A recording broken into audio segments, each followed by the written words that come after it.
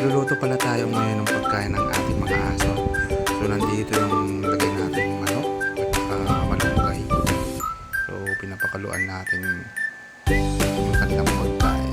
So ihalo natin ito sa pizza. So medyo kumukulo na siya. Hintayin lang natin yung lumambot ng konti para madali lang siyang tanggalan ng buto. So hindi natin ito isasama yung mga buto na. So tingnan natin kung malambot na.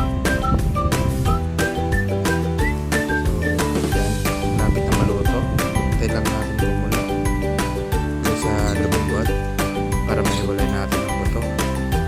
Yan, hintayin muna natin. Hintayin natin. Ayan guys. So tinatanggalan na natin yung hinihintay natin yung laman ng manok. Hiwalay natin. Tanggalin natin yung mga buto. So ihalo natin ito sa pits natin na ausi. So ausi nga pala yung pinapakain natin sa ating aso.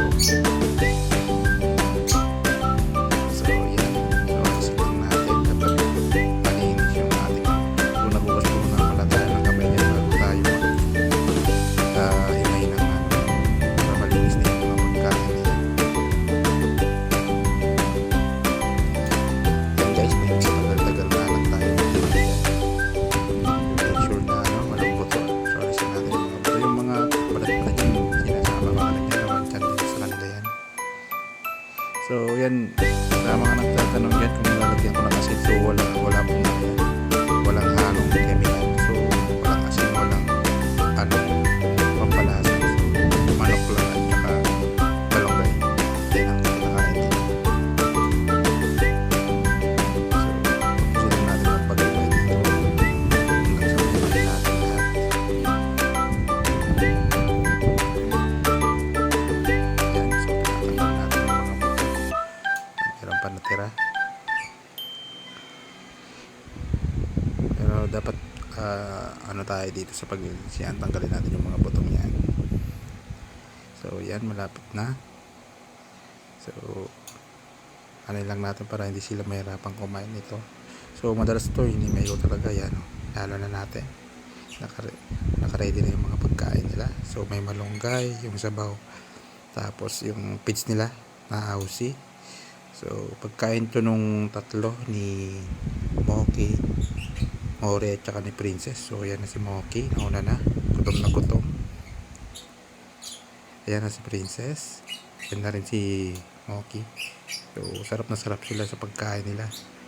Manok at malunggay lang po yan guys. Manok at malunggay. Ayan, kita nyo naman kung gaano katatakaw. Gustong gusto nila yan. Yan ang madalas kong pinapakain sa kanila. So, yun. Tumakit din tayo. Bigyan natin si Aba. So, buntis nga pala to si Aba, guys. So, dito, 28 days siya na buntis. Tignan nyo naman. Tinusubukan ko bigyan ng vitamins pero ayaw kasi busy siya sa kanyang chicken. Chicken malunggay at saka ano lang yan, guys. Yan, busy siya. Ayaw pa istorbo. Usually yan kapag tinutok-tok ko na tinatawag ko siya para sa vitamins siya, pupunta na yan agad. So sarap na sarap siya yan sa vitamins din niya. Ayan, tulad nyan guys, kita nyo naman. So malinis na ang kanyang pagkain. Ayan, so ubusin na lang yung vitamins niya, tapos na guys.